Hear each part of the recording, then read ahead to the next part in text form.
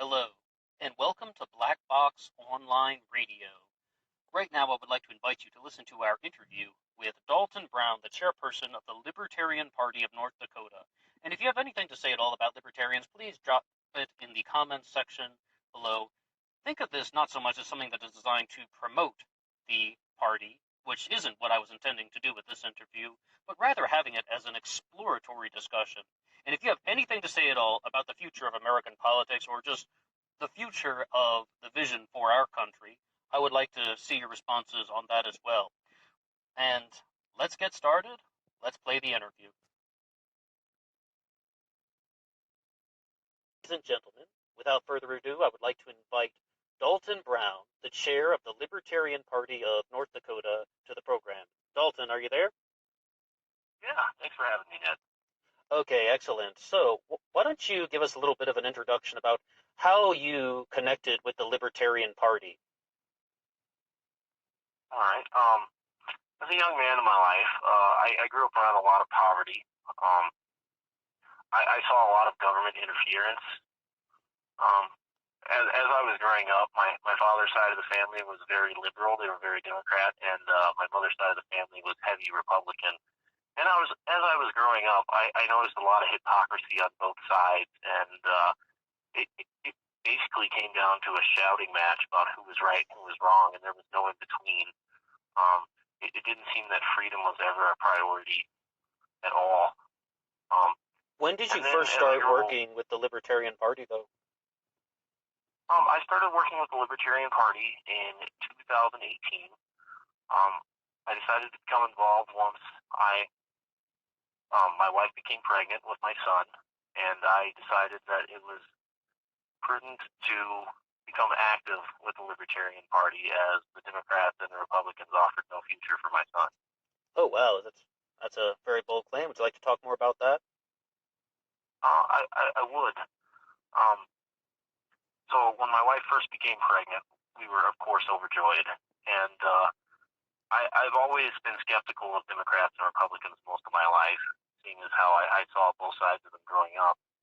And it really angered me, the amount of debt that my unborn child owed the federal government before he was even born. And I just felt that I had to do something about it. The world that he was to grow up in, it didn't prioritize individual economy or the free market. The world that he grew up in, he already owed money. He owed an enormous sum, almost $100,000 as a tax-paying citizen, and I just could not stand by and watch that happen. Perhaps you can elaborate a little bit on that, Dalton. Like, what do you mean your son owed $100,000 at birth? How do you mean? Well, currently the national debt is over $24 trillion. Yes. So this generation, the generation that I am in, millennials, we will not be able to pay off that amount of debt in our lifetime. It's not possible. It won't happen. So what happens when a generation accrues debts, either private or through the government, that they can't pay off in their lifetime, that debt gets passed down to the next generation. Right, but would you say our system is designed to do that? Like, this is just the way that I guess you would say the financial elites are playing the game? I would say that originally, when the country first started, that was something that didn't happen. I think this is a newer phenomenon, and it began in the early 1900s. I think I know where you're going, but I'll let you introduce the subject, just to be sure. Okay. Well, Thomas Jefferson has a quote, and he says that the world belongs to the living, not to the dead. But having said that, I believe it was around 1907. I cannot remember the president's name for the life of me right now. Excuse me. But you noticed a change around the beginning of World War I in the spirit and letter of America. Like Absolutely, things that were prior to. I'm sorry. I said yes. I agree. Yes. And so, like, the First World War was the turning point, I think, for this country.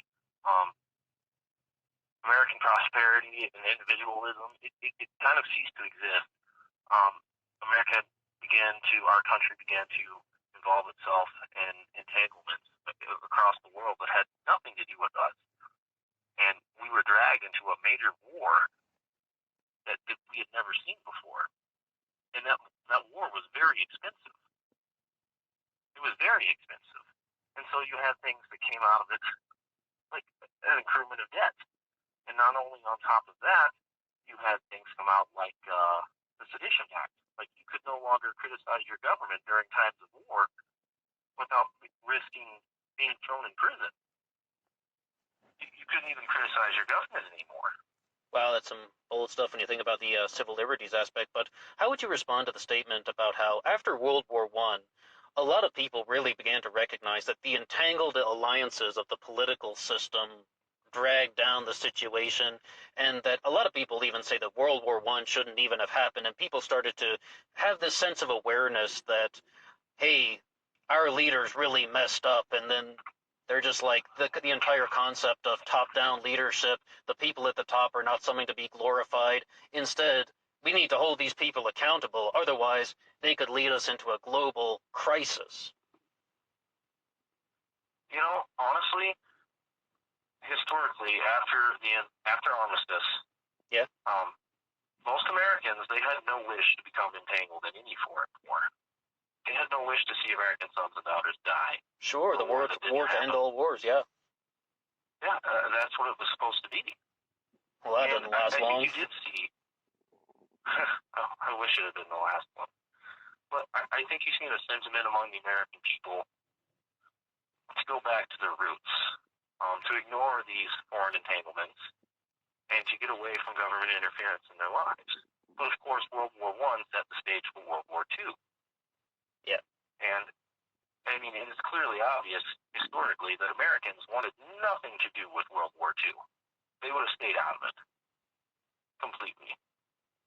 Okay, now, Dalton, if I can take you, though, to 2020, what is your vision about the way that things should be? Because a lot of libertarians have a lot of different visions. I mean, the Libertarian Party is really growing.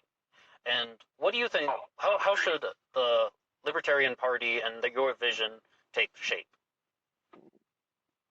In my opinion, the Libertarian Party needs to start to begin to focus on legality, the local offices, and decentralization of power.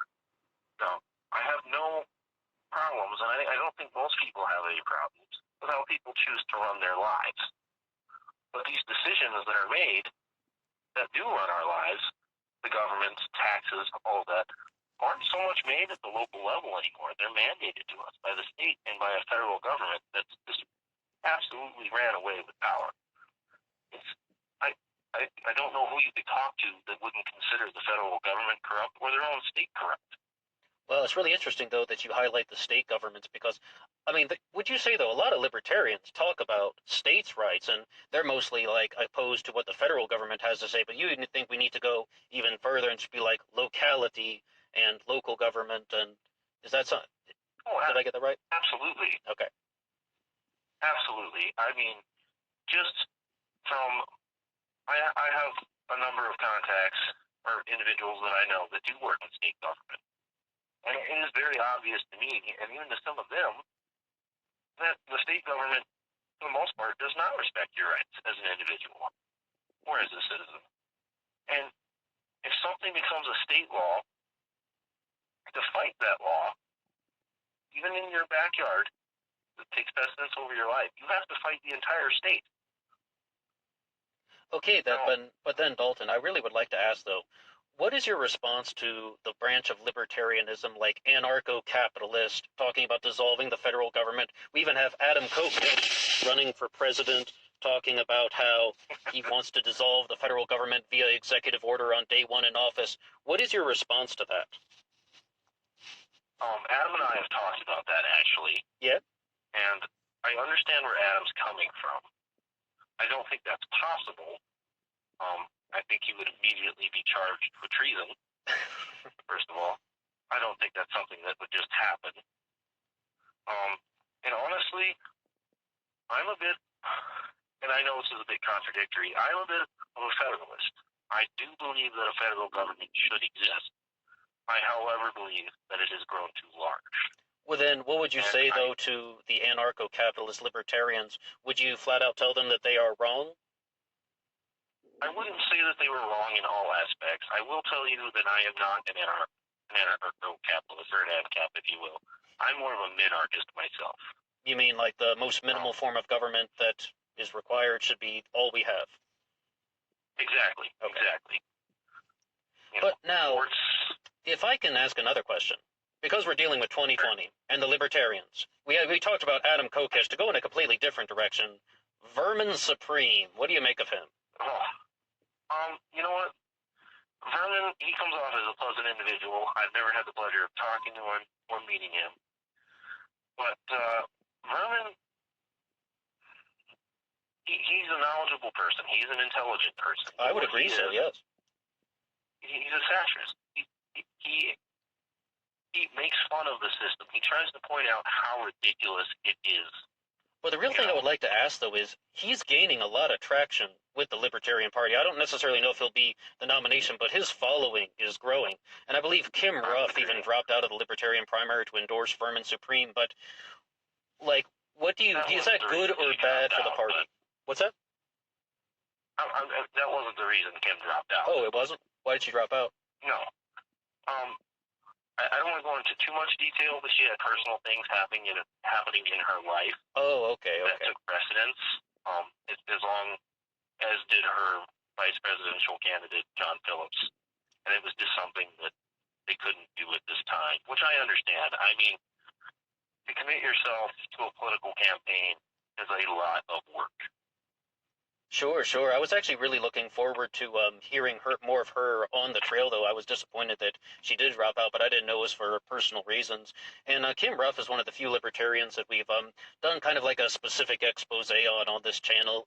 But I would still like to ask the question, though. Do you think that Vermin Supreme is good or bad for the Libertarian Party, that type of image? Free ponies, teeth-brushing laws. I mean, teeth-brushing might not even be a word. But one of the things about Vermin Supreme is free cheese bread. Did you know about that one? I was like, whoa. Yeah. I might be behind this guy now. Free cheese bread? Why didn't you say so? Good or bad? I don't think that it's quite that black and white. Yeah? I mean, like I was saying before, Vermin Supreme, what he deals in is satire. Yes. And so he presents a message to the public that should show how quite ridiculous most politicians' promises are, because nobody expects a free pony. No, nobody expects somebody to give them tons of ponies. But if you look at the stimulus bill that just passed, we could have bought everybody ponies. Oh, you mean like you're talking about the $1,200 for the coronavirus going on? Oh yeah, oh certainly, and that doesn't even begin to amount the amount of money that will be charged.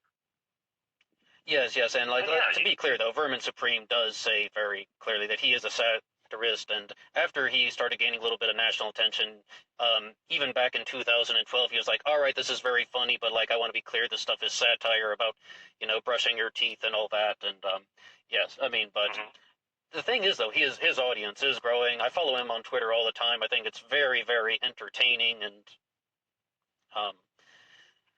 but he's growing all the time. And I think I would like to see Vermin Supreme be serious. Oh, yeah? And I would. And okay, to be honest with you, I'd like to see him take the boot off his head and sit down and talk to people as the intelligent individual that he is. Now, I understand the angle that he's coming from, but to be honest with you, as a state chairman, that image has honestly harmed a lot of the outreach that I've attempted to do. See, that's really what I was going at, because I was like, on the one hand, I think that Vermin Supreme is very entertaining. I mean, he is like, he identifies as a performance artist, but I was like, is that what the Libertarian Party is going to want? No, I don't want that. I mean, how am I supposed to explain to somebody when I'm talking to them about the Libertarian Party that one of our nominees that has the most traction wears a boot on his head? Promises everybody free ponies. Well, I think you did pretty well, actually, saying it's about satire and it's about recognizing the ridiculous nature of politicians. I mean, that's what you tell people, but then at the same time, they see all this traction behind Vermin. And I get it, he's a popular guy. He's a funny guy. He's an entertainer. But Now, that is not the message I think we should be spreading. No. if we can go from Vermin Supreme in the absolute opposite direction, Donald Trump, President Trump, what do you make of him? You know what? Honestly, I voted for Gary Johnson. I would do it again. It was a bad situation. I honestly do not see much difference between Donald Trump or Hillary Clinton. How's that? Bloomberg, if you will. Well, they're both Democrats. They're obviously Democrats. They're both shady. They both have shady dealings. Did you say Trump has Donald Trump or Michael Bloomberg? What'd you say? I'm sorry. I think I said I didn't really see a difference between them. Between Trump and Bloomberg, or Hillary and Trump? No, I don't see a difference. Oh, between any of those politicians. Okay. No. I think they might have different goals, but I think they would achieve them in the same way through force and coercion. Yes. And they would ignore individuals that didn't agree with them. Okay, but did you say that Trump was a Democrat, or were you talking about somebody else? Oh, no, Trump. Well, the thing with Trump is, who knows what he is? He's changed his party so many times. He's been a Democrat, he's been a Republican, he's been part of the Reform Party. Well, I think Daryl W. Perry put it pretty nicely when he just said that Donald Trump is a walking special interest. And Yeah, I would agree with that. yeah, I thought that was like kind of a nice way of summing it up. But so what would be one thing about Donald Trump that you think has been very hurtful for America? I think the most hurtful thing that Donald Trump has done has been railing against socialism his entire time in office, while at the same time promoting National Socialism with almost everything that he does. National Socialism? Wow, that's a pretty big takedown. Yeah, I work around a lot of Trump supporters, and it was pretty hard to convince them that the acts that the Trump administration engaged in were a form of fascism, because they were. Yeah, I was about to say, when you say National Socialism, you're meaning like someone talking like Nazi Party National Socialism? Yeah, exactly. Hey, you hear that, Trump? You're a Nazi. Well, I'm sure he's heard that plenty of times. Oh, he is, yes. Like, even like all angles, like left, right. I mean, like lots of people were calling him a Nazi. And even people like Richard Spencer were doing the Nazi salute. Hail Trump. I mean, he's been called a Nazi in good ways and bad ways, as a compliment and an insult. It's really kind of weird when you think about it. It is odd. And, I think the word Nazi has been used so often by the radical left that it's lost its meaning. Like, if you say fascism, most people immediately tune out. Like, if you start talking to a Republican about fascism in the U.S. government, they phase out. But if you start talking about socialism, they want to talk to you about it already. And it's like, there's not a big difference here. Yeah, so I mean, like, when you actually, like, sort of compare things side by side, like, I was even a little bit confused about that back when I was in college, and I was like, no, wait a second. I mean, you can see elements of this in column A and column B all at the same time. But if we're going to talk about Donald Trump, we should also look at it from the opposite angle and be like, you said some powerful words there, radical left, and I don't know if not everyone thinks this guy is radical, but Bernie Sanders. What is the libertarian antidote to Bernie Sanders? Honestly, and I'm sure there's tons of libertarians out there that are going to disagree with me here, but as much as I dislike Bernie Sanders, he had a lot of valid points. Oh, yeah? He did. Yeah. Like what? He talked about cronyism, cronyist capitalism all the time, how the U.S. government funded Wall Street and big business. And they do. They do it all the time. They just did it. Yeah. They just did it. They bailed them all out. And then he talks about war, peace. Yeah. The amount of imperialism that this country is engaged in is astonishing. And they still are. They still are. Yeah, like, where do you stand on, like, the military-industrial complex angle? Like, what do you mean? Do you believe that, like, how is it on the scale? Do you believe that there is a military-industrial complex, first of all? And secondarily, is it like what Alex Jones says, the globalists, the tyrants, or the social engineers are engineering this stuff to destroy humanity because keeping the world at war is beneficial to them? Like, what do you think about that? Well, I don't think that's a subject that's necessarily Alex Jones' own idea. Do I think they're a globalist? Of course I do. But when it comes to the military-industrial complex, and when Alex Jones talks about it, I honestly believe this, that people give government way too much credit. It fails at most things it does. I don't know if you've ever tried to manage a group of 10 people to accomplish a task, but it's not the easiest thing to do. But I certainly know that there are organizations out there, private contractors, defense contractors, bankers, that do profit from war and conflict. I mean, just today, when we were talking, I was watching an interview with a gentleman from North Dakota who was talking about WTI and oil dropping negative dollars a barrel. And one of the things he said was, this isn't going to get fixed unless somebody goes and blows up an oil derrick in Saudi Arabia. Oh, wow. You know, and I couldn't help but agree with the man. You know, so violence and war definitely make money for people. But I think they look at it the wrong way. When you say looking at it the wrong way, you mean that it's not about like a gross calculated conspiracy, it's more just about these are like causes of an ineffective system? Exactly. Okay. So I follow what you're saying. But like for a long time though, Alex Jones was someone who was very much revered by many libertarians, and he talked about classical liberal ideas. Then maybe 2015 he had a bit of a reversal and now just sounds like an ordinary Republican. But do you think that he helped the Libertarian Party, or do you think he hurt their image?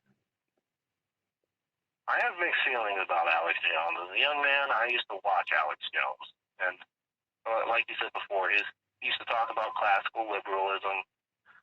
And when I was growing up, I watched his videos on the police state and Bohemian Grove and all that good jazz. Yes, the cremation of care, that was good.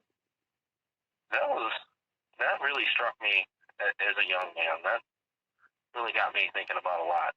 But Alex Jones, I don't know what happened when Trump started running for office, but I didn't recognize anything he was doing anymore. It didn't make any sense to me. Well, he got very popular. I mean, it's like some people were just like really, as they say, following the money. Maybe he thought he could achieve more financial success endorsing Trump. We're just guesswork. I mean, like, we're not mind reading or anything, but multiple people have come to that hypothesis, you know. Well, I actually tuned into a live episode of his whenever Donald Trump appeared on his show. Oh, okay. So it draws people in. So, yeah, I think... I mean, Alex Jones deals in fear porn, for lack of a better word. You know, he sold us terror all the time.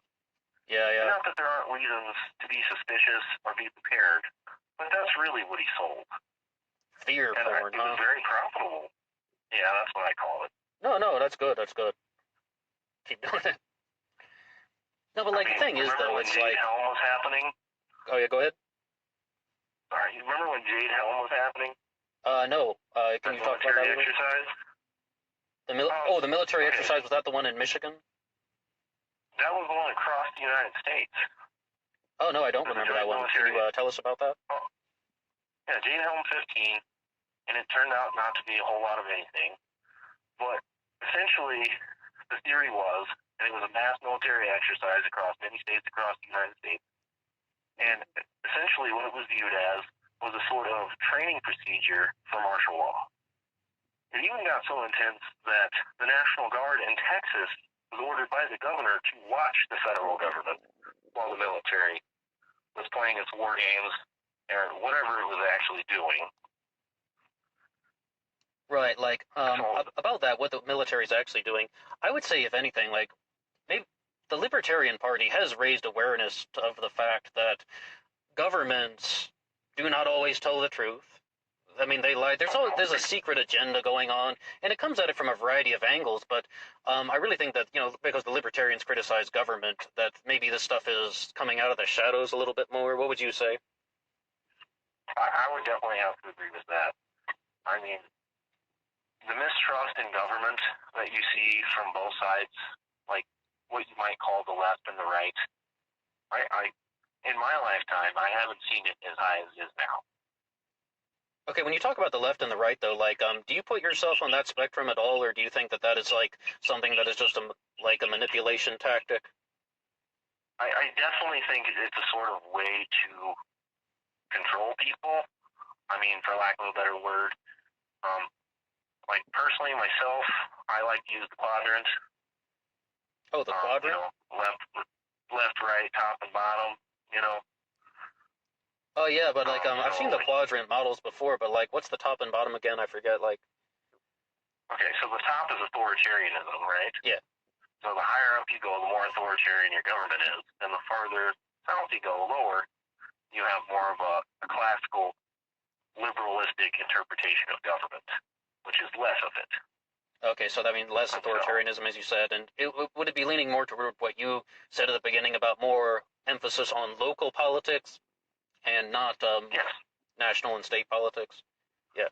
no, I would agree. Yeah, Now, certainly. I don't know if you ever watched any of those Sam Seder debates with libertarians, but he would always ask one question to every libertarian he would debate, and he would just say, "Tell us, where does the rubber meet the road? How do we put your libertarian plan into action?" And I would ask you that question. That's the big question. And first of all, what I think people inside the Libertarian Party need to stop doing is looking for there to be some sort of savior, like some equivalent of Ronald Reagan to the Republicans or FDR to the Democrats. Well, you mean no Ron Paul? No Ron Paul. Really? Wow. Ron Paul. Don't get me wrong. I love Ron Paul. Sure. But there isn't going to be some libertarian savior that sweeps in and changes political thought and discourse in this country. That's not going to happen. It's going to start at home. So then what? It's going to start at home. It's going to start with your neighbors. It's going to start in your town. And then it's going to grow from there. Like, it's going to be a collection of individuals, as much as libertarians need to think of themselves as collectivists. That's what's going to happen. People are going to have to start recognizing their rights and their freedoms at home and start fighting from there. Okay, so then elect some libertarian president. Oh, then like you don't think that anyone like running would make a good libertarian president, or just that it's not the right time, or? It's not that I don't think that they would. I think that most of America isn't ready for it yet. Okay, so you think it's more about like you need to kind of like weather the political climate a little bit more, and until it's like they kind of know what libertarianism is? Yeah, most people, I mean, I think libertarianism has begun to become more understood, especially since the 2016 presidential election. Yeah, record vote totals, right? Yeah, most people don't even know what a libertarian is, and you can sit down and have discussions with many people, and many of their viewpoints will align with most libertarians in some semblance or But degree. Dalton, would you also say that could be because, as we said, like, I mean, I asked you kind of where you stood on like anarcho-capitalism, and you mentioned minarchism. Do you think that could be because there's so many different kinds of libertarians right now? I mean, oh, there is. There's tons. There are tons of them. And there's even the Gary Johnson kind of libertarian, which we're still trying to figure out what that truly was. There's a word for it. I don't know that you have heard it, but it's called a conservatarian. Not exactly. I can kind of guess what it is, though. I mean, it's essentially a Republican, or what a Republican is supposed to be, and they have more ideas towards individual liberty, like, you know, let's say looking at decriminalizing or legalizing marijuana, less war, more government accountability, less debt. You know, and those are all things most libertarians would agree with. But Sure. It doesn't focus on changing the system. Now, well, if we're going to talk about somebody like Gary Johnson, you mentioned like comparing him to a Republican, which he was, I believe, when he was the governor of New Mexico. He was both terms as a Republican, right? Yes. Darrell W. Perry had something to say about that when he was just like, the Libertarian Party is using Republican politicians as shiny things to attract votes. But they shouldn't do that because they should have like someone who is a lifelong libertarian as their nominee for president. What would you say about that? Well, I have a couple thoughts on that. Yeah. Actually, our candidate, our candidate for governor is actually a former Republican. And it wasn't so much that the Libertarians sought this former Republican to run as a Libertarian, so much as the Republicans showed up. Now, I don't know if it's a change of heart, or they just can't get a nomination in the GOP, but as far as you said that we need a lifelong Libertarian to be our candidate, I don't know of anybody that's been a lifelong Libertarian.